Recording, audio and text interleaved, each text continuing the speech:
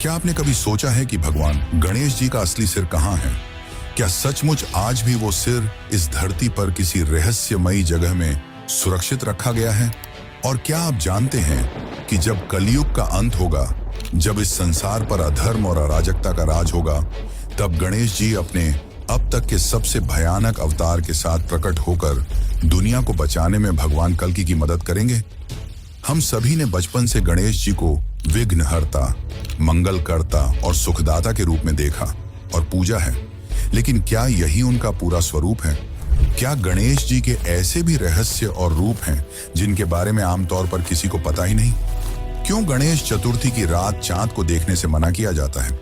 क्यों उनकी पूजा में तुलसी का प्रयोग वर्जित है? और आखिर ऐसा क्या है उनके विवाह की कहानी में कि उन्हें न सिर्फ रिद्धि और सिद्धि से विवाह करना पड़ा, बल्कि बंगाल में आज भी केले के पेड़ से उनकी शादी कराई जाती है? आपने गणेश जी को मोदक खाते हुए, मुस्कुराते हुए और चूहे पर सवार भोले भाले देवता के रूप में देखा है, लेकिन क्या आपने उनके उन भयानक रूपों के बारे में सुना है जिनसे असुर कांपते थे? क्या आपको पता है कि गणेश जी ने एक बार ऐसे दैत्य को निगल लिया था जिसकी आंखों और मुंह से अग्नि की ज्वालाएं निकलती थीं? उसे निगलने के बाद गणेश जी के साथ जो हुआ, उसे सुनकर आप भी चौंक जाएंगे। और क्या आप ये भी जानते हैं कि गणेश जी का सीधा संबंध आपके शरीर की सबसे रहस्यमयी शक्ति कुंडलिनी शक्ति से है? और सबसे बड़ा सवाल, क्या गणेश जी का ऐसा भी एक तांत्रिक स्वरूप है जिसके बारे में सिर्फ कुछ ही लोग जानते हैं? एक ऐसा रूप जिसे देखकर शायद आप गणेश जी को पहले जैसा भोला भाला ना मान पाएं। दोस्तों, गणेश जी सिर्फ एक देवता नहीं, बल्कि ऐसे रहस्य हैं जो आपके होश उड़ा देंगे। उनकी कथाएं सिर्फ बच्चों की कहानियां नहीं, बल्कि ब्रह्मांड और मानव जीवन के गहरे रहस्यों से जुड़ी हुई हैं। और आज इस डॉक्यूमेंट्री में हम उन अनसुनी कहानियों और छिपे हुए रहस्यों से पर्दा उठाने वाले हैं जो आपको झकझोर कर रख देंगे। तो जुड़ जाइए हमारे साथ, क्योंकि आने वाले कुछ मिनटों में हम आपको गणेश जी ऐसे दिखाएंगे जैसे आपने उन्हें कभी नहीं देखा। हम आपको बताएंगे उन रूपों और अनसुनी कथाओं के बारे में जो आपको हैरान कर देगी। तो चलिए चलते इस अद्भुत और रहस्यमयी यात्रा पर। लेकिन उससे पहले अगर आपको ये वीडियो अच्छी लग रही है तो कमेंट में गणपति बप्पा मोरया जरूर लिखें।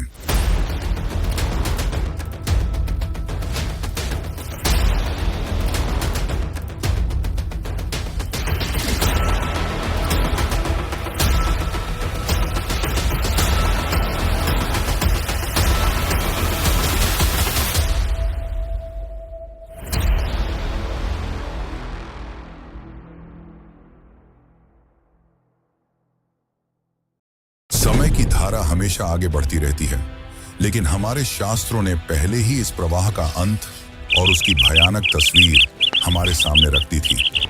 भविष्य पुराण के अनुसार जब कलयुग अपने अंतिम पड़ाव पर पहुंचेगा, तो इस धरती का रूप वैसा नहीं रहेगा जैसा हम आज देखते हैं। नदियां सूख जाएंगी, खेत बंजर हो जाएंगे और इंसान की भूख इतनी बढ़ जाएगी कि वह अपने ही भाई के मांस तक को खाने पर मजबूर हो जाएगा। समाज में छल और धोखा आम बात होगी। सगे संबंधी एक दूसरे के विरुद्ध खड़े होंगे और माता पिता का सम्मान करने के बजाय लोग उन्हें बोझ समझेंगे। धर्म और सत्य की बात करने वाले उपहास का पात्र बनेंगे और अधर्म का परचम हर ओर लहराएगा। चारों ओर अराजकता, युद्ध, लालच और क्रूरता का बोलबाला होगा। इसी समय प्रकट होगा एक महाभयंकर असुर, कलिराज। ये वही कली होगा जो मनुष्यों के भीतर छिपे अंधकार को और गहरा करेगा। वह असुर केवल बाहर से ही नहीं, बल्कि भीतर से भी लोगों को भ्रष्ट करेगा। उसके प्रभाव से इंसान अपनी ही आत्मा को भूल जाएगा। दया हमेशा के लिए विलुप्त हो जाएगी। यह दृश्य इतना भयानक होगा कि देवता भी भयभीत हो उठेंगे। लेकिन यहीं पर आरंभ होगा एक नए युग का संघर्ष। शास्त्र कहते हैं कि जब कलयुग अपने चरम पर होगा, तभी विष्णु का 10वां और अंतिम अवतार कल्कि प्रकट होगा। वे एक श्वेत अश्व पर सवार होकर हाथ में चमकती तलवार लिए अवतरित होंगे और अधर्म के विरुद्ध धर्म की अंतिम जंग छेड़ेंगे। किंतु सबसे चौंकाने वाली बात यह है कि इस युद्ध में कल्कि अकेले नहीं होंगे। उनके साथ एक और दिव्य शक्ति प्रकट होगी, स्वयं गणेश जी अपने रहस्यमयी अवतार धूमकेतु के रूप में। धूमकेतु गणेश एक ऐसा रूप है जो भी हमारे स्वरूप धुएं और अग्नि से भरा होगा। वे एक तेजस्वी नीले घोड़े पर सवार होकर आएंगे। उनकी आंखों में दहकती ज्वालाएं होंगी और उनके चारों ओर ऐसा प्रकाश फैलेगा मानो स्वयं ब्रह्मांड जल रहा हो। यह धूमकेतु अवतार कल्कि के साथ मिलकर असुर कली और उसके अनुचरों का संहार करेगा। यह कोई साधारण युद्ध नहीं होगा, बल्कि वह अंतिम महासंग्राम होगा। भगवान गणेश, जिन्हें हम मोदक प्रिय, सरल और प्यारे स्वरूप में जानते हैं, वे उसी गणेश का भयंकर और अग्नि से लिपटा हुआ धूमकेतु रूप बनकर कली जैसी ताकत को समाप्त करेंगे, जिसके बाद इस धरती पर एक नए युग की स्थापना होगी। तो सोचिए, वो गणेश जी जिन्हें हम बच्चे की मासूमियत और माता पार्वती के दुलारे रूप में देखते आए हैं, वही गणेश जी भविष्य में प्रकट होकर उद्धारक भी बनेंगे। यही है कलयुग का सबसे बड़ा रहस्य और यही है गणेश जी का भविष्य का अवतार धूमकेतु। लेकिन यह आगे की कहानी है और अधूरी भी, क्योंकि गणेश जी का यह पहला भयानक रूप नहीं है। उन्होंने ऐसे और भी कई रूप लिए हैं, जिनमें सबसे खतरनाक है उच्छिष्ट गणपति, जो काम वासना में सदैव लीन रहते हैं। लेकिन उनके बारे में जानने से पहले हम गणेश जी के बारे में कुछ और अनसुनी बातें जानते हैं, जो आपने कभी नहीं सुनी होंगी। गणेश जी को हम प्रायः चूहे पर सवार, भोले भाले, मोदक प्रेमी और सरल हृदय देवता के रूप में देखते हैं। लेकिन हमारे शास्त्रों और पुराणों में उनका एक और स्वरूप है, वीर योद्धा। जब जब इस सृष्टि पर दानवों और असुरों का अत्याचार बढ़ा, तब तब गणेश जी ने अपने दिव्य रूप धारण कर उन राक्षसों का संहार किया और देवताओं व मानवों को भय और आतंक से मुक्त कराया। यह रूप बहुत कम लोग जानते हैं, लेकिन यह कथाएं गणेश जी के अद्वितीय साहस और शक्ति की झलक दिखाती हैं। सबसे पहले बात करते हैं सिंधुरासुर की। यह असुर इतना शक्तिशाली था कि उसका नाम सुनकर ही देवता कांप जाते थे। उसने तपस्या कर वरदान पाया था और अमृतत्व के बल पर तीनों लोकों में उत्पात मचा रखा था। कोई भी देवता उसके सामने टिक नहीं पाता। अंततः सभी देवता भगवान गणेश के शरण में पहुंचे। गणेश जी ने उस समय मोरेश्वर रूप धारण किया, 6 हाथों वाले मोर पर सवार। उन्होंने सिंधुरासुर के साथ भीषण युद्ध किया और उसके उदर को फाड़कर उसमें छिपा अमृत बाहर निकाल दिया। जब अमृत नष्ट हुआ, तब जाकर सिंधुरासुर का आतंक समाप्त हुआ। यह वही कथा है जिसके बाद महाराष्ट्र में मोरेश्वर मंदिर की स्थापना की गई। इसके बाद आता है मत्सरासुर, मत्सर यानी ईर्ष्या, और यह असुर उसी भाव का प्रतीक था। वह देवताओं से इतना ईर्ष्यालु था कि पूरी सृष्टि पर शासन करना चाहता था। तपस्या कर उसने वरदान पाया और फिर अहंकार में चूर होकर तीनों लोकों पर अधिकार जमाने निकला। देवता भयभीत होकर गणेश जी की शरण में पहुंचे। तब गणेश जी ने वक्रतुंड अवतार धारण किया, विशाल स्वरूप, हाथों में अस्त्र शस्त्र। उन्होंने मत्सरासुर और उसके दोनों पुत्रों का वध कर दिया और संसार को ईर्ष्या और घमंड के बोझ से मुक्त कराया। यह कथा हमें यह भी सिखाती है कि ईर्ष्या चाहे असुर की हो या इंसान की, उसका अंत विनाश ही होता है। लेकिन इन सब में सबसे अद्भुत कथा है अनलासुर की। यह असुर इतना भयानक था कि उसकी आंखों और मुंह से ज्वालामुखी जैसी आग निकलती थी। उसके सामने कोई भी जीव टिक नहीं पाता, क्योंकि जो भी उसके पास आता वह उसकी अग्नि से भस्म हो जाता। देवता भयभीत होकर गणेश जी को पुकारते हैं। तब गणेश जी ने अपनी शक्ति से एक विराट रूप धारण किया, इतना विशाल कि उनका स्वरूप आकाश को छूने लगा। उन्होंने अनलासुर को युद्ध के लिए ललकारा। भीषण युद्ध के बाद जब कोई उपाय नहीं बचा, तो गणेश जी ने अपने दिव्य शरीर से अनलासुर को पूरा निगल लिया। लेकिन जैसे ही उन्होंने उस अग्नि से भरे असुर को निगला, वैसे ही गणेश जी का पेट भीतर से जलने लगा। अग्नि की लपटें उनके शरीर में फैल गईं और वे असह्य वेदना में कराह उठे। ये देखकर देवता घबरा गए।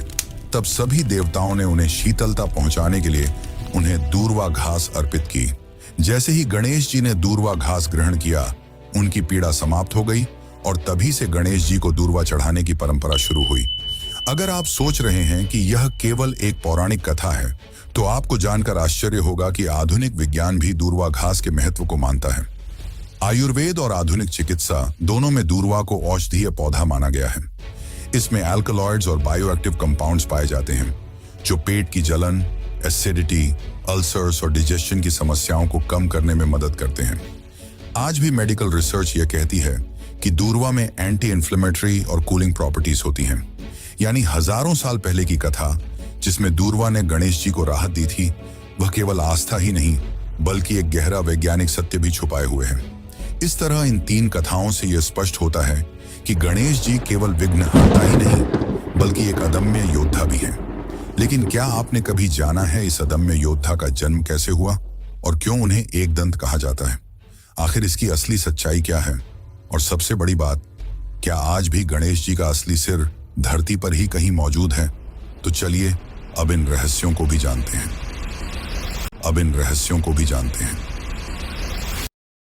हिमालय की बर्फीली चोटियों पर बसा कैलाश पर्वत, शांत वातावरण, चारों ओर बर्फ से ढकी चोटियां और बीच में माता पार्वती अपने महल में स्नान की तैयारी कर रही थी। लेकिन इस शांति के बीच उनके मन में एक चिंता थी। जब जब भगवान शिव गहन तपस्या या ब्रह्मांडीय यात्राओं पर चले जाते थे, तब महल की रक्षा कौन करेगा? कौन होगा ऐसा जो बिना डरे किसी को भी रोक सके? यही सोचकर उन्होंने अपने शरीर पर लगाए हल्दी और चंदन के उपटन को इकट्ठा किया और उससे एक सुंदर बालक की मूर्ति गढ़ी। जब यह मूर्ति तैयार हुई तो माता ने अपने प्राणों की शक्ति उसमें फूंक दी और वह एक जीवित बालक बन गया। माता पार्वती ने स्नेहपूर्वक उसे गले लगाया और कहा, तुम मेरे पुत्र हो, मेरा रक्षक हो, तुम्हारा नाम है गणेश। कुछ समय बाद जब माता पार्वती स्नान करने जा रही थी तो उन्होंने अपने पुत्र से कहा, जब तक मैं भीतर हूं कोई भी इस महल में प्रवेश न कर पाए। गणेश ने सिर झुकाकर वचन दिया और द्वार पर पहरेदारी करने खड़े हो गए। उसी समय भगवान शिव लौट रहे थे। वे सीधे महल के भीतर जाना चाहते थे, लेकिन दरवाजे पर एक अजनबी बालक खड़ा था जिसने उनका रास्ता रोक दिया। शिव ने आदेश दिया, मुझे भीतर जाने दो। लेकिन गणेश अडिग खड़े रहे। मेरी माता ने मना किया है, जब तक वे स्वयं न कहें कोई अंदर नहीं जा सकता। शिव जी ने कहा, किसका इतना साहस कि मुझे रोक सके? धीरे धीरे क्रोध शिव की आंखों में उतर आया। उन्होंने अपने गणों को आदेश दिया कि इस बालक को हटाओ, पर गणेश अकेले उन सब पर भारी पड़ गए। अंततः शिव का धैर्य टूट गया। उनके तीसरे नेत्र से अग्नि झलकने लगी और उन्होंने अपने त्रिशूल का प्रहार किया। एक ही वार में गणेश का सिर धड़ से अलग होकर भूमि पर गिर पड़ा। जब माता पार्वती बाहर आईं तो अपने प्रिय पुत्र का निर्जीव शरीर देख वो विलाप करने लगी। उनके आंसुओं से पूरा कैलाश हिल उठा, दिशाएं कांप उठी। पार्वती के क्रोध का रूप भयानक था। उन्होंने चेतावनी दी कि यदि उनके पुत्र को पुनर्जीवित न किया गया तो वे पूरी सृष्टि का संहार कर देंगी। उनके इस शब्द से ब्रह्मांड में भय का माहौल फैल गया। देवता ऋषि सब भयभीत हो गए और ब्रह्मा, विष्णु व अन्य देवताओं ने शिव से उपाय खोजने का आग्रह किया। शिव ने अपने गणों को उत्तर दिशा की ओर भेजा और कहा, जो सबसे पहले मिले उसका सिर लेकर आओ। गण जब लौटे तो उनके हाथों में एक हाथी का सिर था। शिव ने उस हाथी का मस्तक गणेश के धड़ पर स्थापित किया और उसमें प्राण फूंक दिए। गणेश जी पुनः जीवित हो उठे, लेकिन अब वे गजानन यानी कि हाथी के मुख वाले देवता कहलाए। लेकिन यह कथा यहीं समाप्त नहीं होती। शास्त्रों में एक रहस्य और छिपा है। कुछ मान्यताओं के अनुसार गणेश जी का असली सिर नष्ट नहीं हुआ था। भगवान शिव ने उसे सुरक्षित स्थान पर रखा था और वह स्थान है उत्तराखंड की पाताल भुवनेश्वर गुफा। कहते हैं इस गुफा में आज भी एक रहस्यमयी शक्ति विद्यमान है और वहां रखे उस सिर की रक्षा स्वयं भगवान शिव करते हैं। वैसे क्या आपको पता है कि गणेश जी को एक दंत क्यों कहा जाता है? आखिर कैसे उनका एक दांत टूट गया?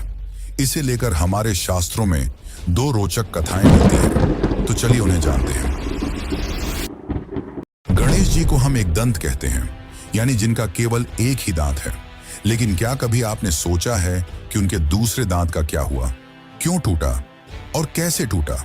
यह कोई साधारण घटना नहीं थी, बल्कि इसके पीछे छिपी हैं 2 अद्भुत कथाएं। पहली कथा के अनुसार एक बार भगवान परशुराम, जो स्वयं भगवान विष्णु के 6ठे अवतार माने जाते हैं, कैलाश पर्वत पर भगवान शिव से मिलने पहुंचे। उस समय शिव ध्यान में लीन थे और उनके महल के द्वार पर पहरेदारी कर रहे थे स्वयं गणेश जी। जब परशुराम ने भीतर जाने की इच्छा जताई तो गणेश जी ने उन्हें रोक दिया। वे बोले, मेरे पिता अभी ध्यान में हैं, किसी को भी उनसे मिलने की अनुमति नहीं है। यह सुनकर परशुराम का क्रोध उमड़ पड़ा और उन्होंने अपने फरसे परशु को उठा लिया। यह वही फरसा था जो उन्हें स्वयं भगवान शिव से वरदान में मिला था। परशुराम ने उस फरसे से उन पर वार किया। गणेश जी ने अपने पिता के अस्त्र का मान रखने के लिए वह वार अपने दांतों पर ले लिया। वार इतना प्रचंड था कि उनका एक दांत टूटकर गिर पड़ा। इस घटना के बाद से ही वे एक दंत कहलाने लगे। लेकिन टूटा हुआ दांत केवल युद्ध की निशानी नहीं बल्कि ज्ञान का प्रतीक भी है। यही हमें बताती है दूसरी कथा, महाभारत लेखन की। महर्षि वेद व्यास जब महाभारत की रचना कर रहे थे तो उन्हें एक ऐसे लेखक की आवश्यकता थी जो निरंतर बिना रुके लिख सके। इसके लिए उन्होंने गणेश जी का स्मरण किया। गणेश जी सहमत हुए, लेकिन गणेश जी ने एक शर्त रखी कि वे बिना रुके कथा लिखेंगे। कथा लेखन प्रारंभ हुआ। व्यास बोलते गए, गणेश लिखते गए। उनकी कलम मोर के पंख से बनी थी और लगातार लिखने की वजह से वह बार बार टूट रही थी, जिससे परेशान होकर गणेश जी ने अपना एक दांत तोड़ लिया और उसी को ही कलम बना लिया और उसी से उन्होंने संपूर्ण महाभारत लिख डाली। वह ग्रंथ जिसे पंचम वेद कहा जाता है और जो लाखों श्लोकों में संपूर्ण मानवता का दर्पण है। वैसे क्या आपको पता है कि गणेश जी ने आजीवन ब्रह्मचर्य रहने का निश्चय किया था, लेकिन फिर ऐसा क्या हुआ कि उन्हें रिद्धि और सिद्धि से विवाह करना पड़ा? तो चलिए जानते हैं इस रहस्य को। लेकिन उससे पहले अगर आपको वीडियो अच्छी लग रही है तो इसे एक लाइक जरूर करें। कहा जाता है कि एक बार गणेश जी गंगा तट पर गहन तपस्या में लीन थे। उसी समय वहां से तुलसी देवी गुजरी। जब उनकी नजर गणेश जी के तेजस्वी और मनोहर रूप पर पड़ी तो वे उन पर मोहित हो गईं और उन्होंने गणेश जी के सामने विवाह का प्रस्ताव रख दिया। तब गणेश जी ने शांत स्वर में उत्तर दिया, मैं एक ब्रह्मचारी हूं। मेरा जीवन तप और साधना के लिए समर्पित है। विवाह का बंधन मेरे लिए नहीं। यह बात तुलसी देवी को सहन नहीं हुई और उन्होंने क्रोध में आकर गणेश जी को श्राप दे दिया, तुम्हारा विवाह अवश्य होगा और वह भी 2-2 बार होगा। श्राप सुनते ही गणेश जी भी क्रोधित हो उठे। उन्होंने तुलसी देवी को प्रतिश्राप दिया, तुम सदा एक पौधे के रूप में पृथ्वी पर रहोगी और मेरी पूजा में कभी स्वीकार नहीं की जाओगी। तभी से गणेश पूजा में तुलसी का प्रयोग वर्जित है। लेकिन तुलसी के श्राप को भी सत्य होना था। समय बीता और ब्रह्मा जी ने अपनी योग शक्ति से 2 दिव्य कन्याओं को उत्पन्न किया, रिद्धि और सिद्धि। रिद्धि समृद्धि की देवी मानी जाती हैं और सिद्धि बुद्धिमत्ता की। ब्रह्मा जी ने गणेश जी को उनका गुरु बनाया। दोनों बहनें गणेश जी से शिक्षा पाने लगीं। धीरे धीरे समय बदला और नियति ने वही करवाया जो तुलसी के श्राप में कहा गया था।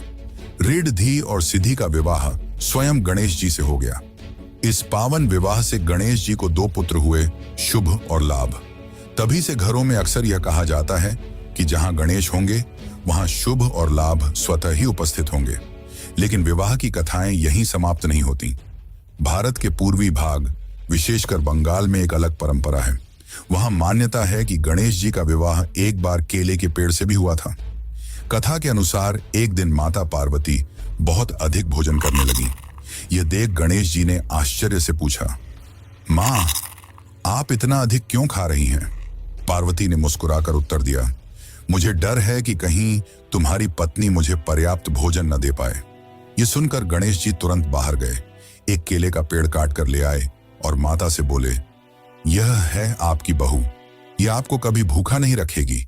तभी से बंगाल में दुर्गा पूजा के समय केले के पेड़ को साड़ी पहनाकर उसे गणेश जी की पत्नी के रूप में उनके बगल में स्थापित किया जाता है। लेकिन क्या आपने कभी सोचा है कि गणेश जी को विघ्नहर्ता और विघ्नकर्ता क्यों कहा जाता है और क्यों सबसे पहली पूजा गणेश जी की ही की जाती है? तो चलिए अब जानते हैं इसके पीछे की असली सच्चाई।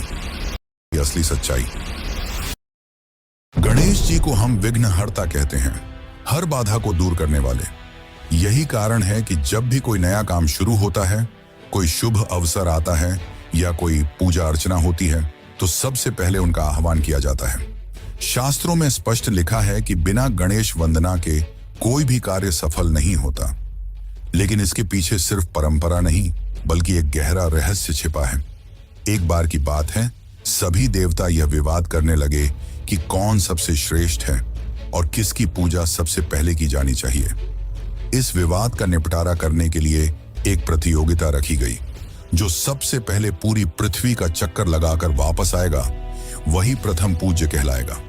कार्तिकेय अपने तेज वाहन मोर पर सवार होकर तुरंत निकल पड़े, लेकिन गणेश जी, जिनका वाहन एक साधारण चूहा था, वे मुस्कुराए और माता पिता शिव पार्वती की परिक्रमा कर बोले, मेरे लिए आप ही संसार हैं। उनकी बुद्धिमानी और भक्ति देखकर देवताओं ने स्वीकार किया कि गणेश जी ही प्रथम पूज्य हैं। तभी से हर पूजा की शुरुआत उन्हीं के नाम से होती है। पर गणेश जी का स्वरूप केवल विघ्नहर्ता तक सीमित नहीं है, वे उतने ही विघ्नकर्ता भी हैं। जब हम धर्म और सद्गुणों की राह पर होते हैं तो वे हमारे सारे अवरोध मिटा देते हैं और हमारी यात्रा सरल बना देते हैं। लेकिन जब हम गलत राह पर चलते हैं, जब हमारे कदम पाप, छल या अन्याय की ओर बढ़ने लगते हैं, तब वही गणेश हमारे मार्ग में विघ्न खड़े कर देते हैं। वे रुकावटें जिन्हें हम अक्सर बदकिस्मती समझ बैठते हैं, दरअसल उनके संकेत होते हैं कि हम गलत रास्ते पर हैं। सोचिए, अगर हमें कभी कोई कठिनाई ही ना मिले, अगर हर राह इतनी आसान हो कि हम चाहे जैसे भी जिएं, तो शायद हम गलतियों से कभी ना रुकें। गणेश जी का विघ्नकर्ता रूप हमें रुकने पर मजबूर करता है, सोचने का अवसर देता है और सही दिशा की ओर मोड़ देता है। यही कारण है कि उनकी पूजा सबसे पहले होती है, क्योंकि वे ही तय करते हैं कि आगे बढ़ने वाला मार्ग शुभ है या अशुभ। तो मित्रों, जब अगली बार आपके जीवन में अचानक कोई रुकावट आए तो उसे सिर्फ बदकिस्मती मत समझना। हो सकता है वो गणेश जी का आशीर्वाद हो, जो आपको गलत दिशा से हटाकर सही राह दिखा रहा हो। यही गणेश जी का असली वरदान है। वे हमारे विघ्न भी हैं और हमारे उद्धारक भी। लेकिन क्या आपको पता है कि गणेश जी ने एक ऐसा रूप भी लिया था जो सदा काम वासना और स्त्री संबंध में लीन रहते थे? लेकिन आखिर ऐसा क्यों? गणेश जी को हम सब ने हमेशा विघ्नहर्ता, बुद्धि और समृद्धि के देवता के रूप में जाना है। लेकिन क्या आप जानते हैं कि गणेश जी का एक ऐसा रूप भी है जिसे देखकर कई लोग चौंक जाते हैं? वह रूप है उच्छिष्ट गणपति। यह स्वरूप साधारण पूजन का हिस्सा नहीं है, बल्कि तंत्र, अघोर और गुप्त साधनाओं से जुड़ा हुआ है। कथाओं में वर्णन है कि उच्छिष्ट गणपति को ऐसा स्वरूप माना गया है जिसमें वे सदैव काम वासना और स्त्री संबंध में लीन रहते हैं। उनकी मूर्तियां अक्सर उन्हें एक स्त्री के साथ गहन आलिंगन में दिखाती हैं। सवाल उठता है, आखिर वह गणेश, जो विवेक और संयम के देवता माने जाते हैं, उन्होंने ऐसा रूप क्यों धारण किया? तांत्रिक मान्यताओं के अनुसार इसका रहस्य और भी गहरा है। यहाँ यह रूप भोग और मोक्ष के मिलन का प्रतीक है। तो सोच कर देखिए, जिस गणेश को हम मासूम, मोदक प्रिय और बाल स्वरूप में देखते हैं, उनका यह भयावह तांत्रिक और रहस्यमय रूप कहीं ना कहीं इंसान की आकांक्षा, कामना और मोक्ष की पूरी यात्रा का रहस्य समेटे हुए हैं। लेकिन यह तो बस शुरुआत है। उच्छिष्ट गणपति के असली रहस्य, उनकी तांत्रिक कथाएं और उनका वह अघोरी स्वरूप जो अब तक छुपा रहा है, हम आपके सामने लाएंगे अगली डॉक्यूमेंट्री में। तो तैयार रहिए, क्योंकि अगली बार गणेश जी का यह रूप आपको ऐसे सवालों से टकराएगा जिनके जवाब शायद आपके विश्वास की बुनियाद को भी हिला दें।